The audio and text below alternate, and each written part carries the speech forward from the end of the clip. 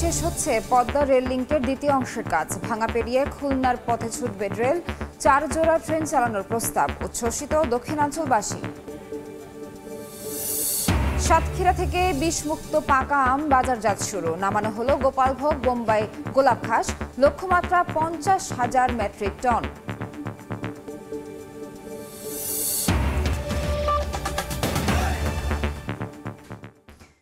আমন্ত্রণ সময় সংবাদের নিয়মিত আয়োজন। বিভাগীয় সময় থাকছি সপ্তাহের 7 দিন ভিন্ন ভিন্ন বিভাগের সংবাদ নিয়ে। আজ থাকছে খুলনা বিভাগ, সঙ্গে আছি আমি নাবিলা সোহার। এবার খুলনার বিভাগীয় খবর।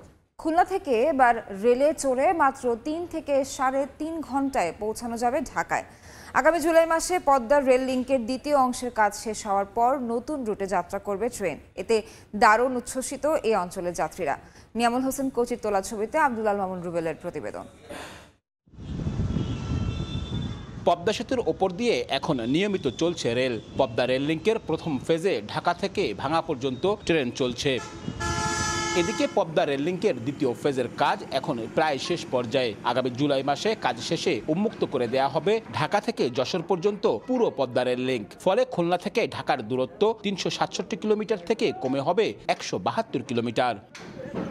নতুন এই রুটে রেল চালানোর জন্য প্রস্তুতি নিতে শুরু করেছে রেল বিভাগ। এরই মধ্যে রেলওয়ে পশ্চিমাঞ্চল থেকে নতুন রুটের রেলের যাত্রা নিয়ে পাঠানো হয়েছে প্রস্তাবনা। সে অনুযায়ী সুন্দরবন এক্সপ্রেস, চিত্রা এক্সপ্রেস সহ খুলনা থেকে পদ্মা সেতু হয়ে প্রতিদিন 4 জোড়া ট্রেন যাবে ঢাকায়। ভোর 6টা, বেলা 12:30, দুপুর 2:30 এবং সন্ধ্যা 7:30টায় খুলনা থেকে ছেড়ে যশোর, নড়াইল, ভাঙা পদ্মা সেতু হয়ে ঢাকায় পৌঁছাবে। এতে সময় লাগবে 3 থেকে 3.5 ঘন্টা। প্রস্তাবনায় সর্বনিম্ন ভাড়া নির্ধারণ করা হয়েছে 550 টাকা। এটা একটা আলাদিনের চেরাগের মতন একটা ঘটনা। 3.5 ঘন্টায় যাওয়া যায়, মানে এটা 1/3 অর্থাৎ 3 ভাগের 1 ভাগ সময় নেমে আসবে। খুলনাবাসীর একটা অন্যরকম একটা পাওয়া।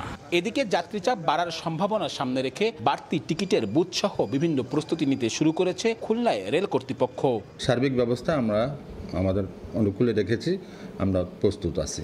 খুলনা থেকে বর্তমানে রাজধানীর উদ্দেশ্যে প্রতিদিন 2টি আন্তনগর ট্রেন ছেড়ে যায়, যেখানে সময় লাগে 8 থেকে 10 ঘন্টা।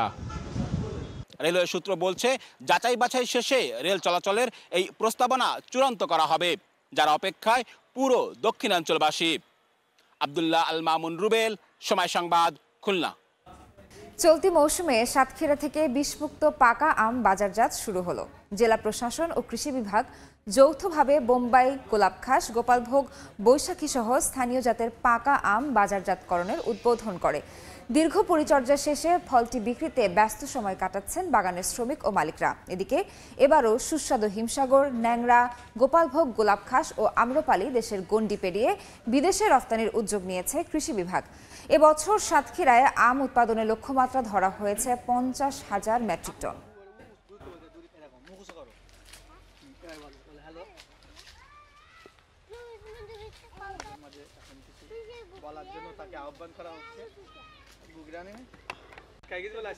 সংকটে যশোর শিক্ষা বোর্ড, বিশেষ করে তৃতীয় ও চতুর্থ শ্রেণীর কর্মচারী নেই 66% বেশি।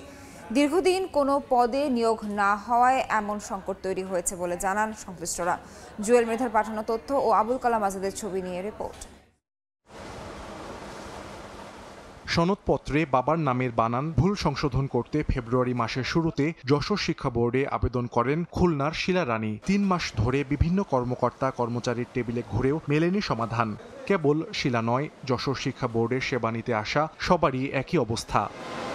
1963 সালে খুলনা ও বরিশাল অঞ্চলের মাধ্যমিক ও উচ্চ মাধ্যমিক শিক্ষা বোর্ড হিসেবে কাজ শুরু করে যশোর শিক্ষা বোর্ড। বর্তমানে অবসরজনিত কারণে 253টি পদের মধ্যে শূন্য 142টি পদ। এ কারণে সঠিক সময়ে সেবা মিলছে না সেবার প্রত্যাশীদের। 10 থেকে 15 দিনের ভিতরে নিষ্পত্তি হতো, তাহলে আমাদের ভোগান্তিটা কম হতো। এক টেবিলে আমাদের 2-3 দায়িত্ব পালন করতে হচ্ছে। এদিকে বোর্ডের চেয়ারম্যানের দাবি, জনবল চেয়ে মন্ত্রণালয়ে বারবার চিঠি দিয়েও মিলছে না কোনো প্রতিকার। ইতিমধ্যে যেহেতু মন্ত্রণালয়ে এটি এজেন্ডাভুক্ত হয়েছে, খুব দ্রুতই এই বিষয়ে ব্যবস্থা সরকার নেবে। যশোর শিক্ষা বোর্ডের তথ্য মতে প্রথম শ্রেণীর 25টি পদের মধ্যে শূন্য 1টি, দ্বিতীয় শ্রেণীর 23টি পদের মধ্যে 4টি, তৃতীয় শ্রেণীর 122টি পদের মধ্যে 82টি এবং চতুর্থ শ্রেণীর 83টি পদের মধ্যে শূন্য 55টি। সময় সংবাদ, যশোর। মেনে ঝিনাইদহের হরিণাকুণ্ডুতে গ্রাম সংলগ্ন কৃষি জমিতে গড়ে তোলা হয়েছে 4টি ইটভাটা। অবাধে ব্যবহার করা হচ্ছে ফসলি জমির মাটি, অথচ এ নিয়ে মুখে কুলুপ এঁটেছে পরিবেশ অধিদপ্তর। সজিবুল ইসলামের ছবিতে লোটাস রহমান সোহাগের রিপোর্ট। ইটভাটা থেকে বের হয়ে দ্রুত গতিতে লোকালয়ে প্রবেশ করে ভাটায় ব্যবহৃত যানবাহন, সঙ্গে সঙ্গে ধুলায় ঢেকে যায় চারপাশ। পরিবেশ আইন অনুযায়ী জনবসতি ও শিক্ষা প্রতিষ্ঠানের আশপাশের 1 কিলোমিটারের মধ্যে ইটভাটা গড়ে তোলা নিষিদ্ধ। সে আইন অমান্য করে ঝিনাইদহের হরিণাকুণ্ডু উপজেলার চাঁদপুর গ্রামে গড়ে তোলা হয়েছে 4টি ইটভাটা। স্থানীয়দের অভিযোগ, ইটভাটার ধোঁয়া ও ভাটায় ব্যবহৃত যানবাহনের কারণে সৃষ্ট ধুলায় আশপাশের এলাকা ঢেকে যায়। পাশাপাশি মাটির জন্য নেওয়া হচ্ছে ওই এলাকার ফসলি জমির টপ সয়েল। এতে দূষিত হচ্ছে পরিবেশ, এমনকি ব্যাহত হচ্ছে পার্শ্ববর্তী বিদ্যালয়ের পাঠদানও। 20-30 কানকার গাড়ি চলে সারা রাত, মনে হয় প্লেনে উঠছে। আশেপাশের যত গাছ টাছ আছে সব কেটে নিয়ে ভাটায় নিয়ে যাচ্ছে। ধুলাবালির কারণে আমাদের ক্লাস নিতে কষ্ট হয়, ছেলে মেয়েদের শ্বাসকষ্ট হয়। তবে এই নিয়ে ক্যামেরার সামনে কোনো কথা বলতে রাজি হয়নি পরিবেশ অধিদপ্তরের দায়িত্বশীল কর্মকর্তা। এখন আমি তাৎক্ষণিকভাবে এইভাবে দিতে পারতেছি না ভাই, আমার গত মিটিংয়ের সিদ্ধান্ত এটা। চাঁদপুর গ্রামে প্রায় 3,500 মানুষের বসবাস। এছাড়াও রয়েছে 4টি শিক্ষা প্রতিষ্ঠান ও একটি কমিউনিটি ক্লিনিক। লোটাস রহমান সোহাগ, সময় সংবাদ। সময়ে আরেকবার, সংযোগ সড়ক না থাকায় চুয়াডাঙ্গার মাথাভাঙ্গা নদীর উপর নির্মিত সেতুটি কোনো কাজে আসছে না। জীবনের ঝুঁকি নিয়ে ভাঙাচোরা বাঁশের তৈরি সাঁকো দিয়ে পারাপার হতে হচ্ছে স্থানীয়দের। সেতু নির্মাণের আগে জমি অধিগ্রহণ না করার সমস্যা দীর্ঘমেয়াদী হচ্ছে। মাহফুজ মামুনের তথ্য ও ছবি নিয়ে রিপোর্ট। নদীর ওপর নির্মাণ করা হয়েছে নতুন সেতু, অথচ দুই পাশে নেই কোনো সংযোগ সড়ক। চুয়াডাঙ্গা পৌর এলাকার হাটকালুগঞ্জের মাথাভাঙ্গা নদীর ওপর 2021 সালের ফেব্রুয়ারিতে শুরু হয় 90 মিটার দীর্ঘ সেতু নির্মাণ প্রকল্পের কাজ। 2022 সালের আগস্টে শেষ হয় মূল সেতু নির্মাণ।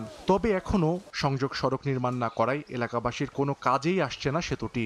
নদী পার হওয়ার জন্য সেতুর অদূরে একটি বাঁশের সাঁকো তৈরি করে ঝুঁকি নিয়ে যাতায়াত করছেন স্থানীয়রা। এতে যানবাহন ও পণ্য পারাপারে সবচেয়ে বেশি ভোগান্তিতে পড়তে হচ্ছে তাদের। রাস্তা না হওয়ার কারণে ব্রিজ অকেজে হয়ে পড়ে আছে। বাস অনেক সময় ভাঙা থাকে, অনেক ঝুঁকি থাকে পড়ে যাওয়ার। ভূমি অধিগ্রহণ জটিলতাকে বুঝছে এলজিইডি। শীঘ্রই অধিগ্রহণের কাজ শেষ করে সড়ক নির্মাণের আশ্বাস সংশ্লিষ্ট কর্মকর্তার। ভূমি অধিগ্রহণের কাজটি শেষ হলে অ্যাপ্রোচ সড়কের কাজ সম্পন্ন হওয়ার পরে দুই পারের জনবসতির চলাচলের সুবিধা হবে। সেতুটি নির্মাণ প্রকল্পে ব্যয় ধরা হয়েছে 6,66,68,000 টাকা। সময় সংবাদ, চুয়াডাঙ্গা। বিভাগীয় সময়ের শীর্ষ সংবাদগুলো জানিয়ে দিচ্ছে আরেকবার। জুলাইয়ে শেষ হচ্ছে পদ্মা রেল লিঙ্কের দ্বিতীয় অংশের কাজ। ভাঙা পেরিয়ে খুলনার পথে ছুটবে রেল।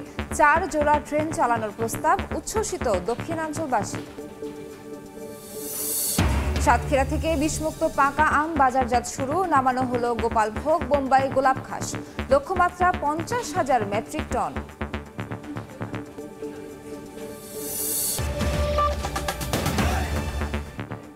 এই ছিল বিভাগীয় সময়। আগামীকাল থাকবো ঢাকা বিভাগের আয়োজন নিয়ে। এরপর আন্তর্জাতিক সময়ের সঙ্গে থাকবেন সহকর্মী আফরোজা মোটুসি। ধন্যবাদ সোহার। আন্তর্জাতিক সময় নিয়ে ফিরছি কিছুক্ষণ পর, সঙ্গে থাকুন সময়।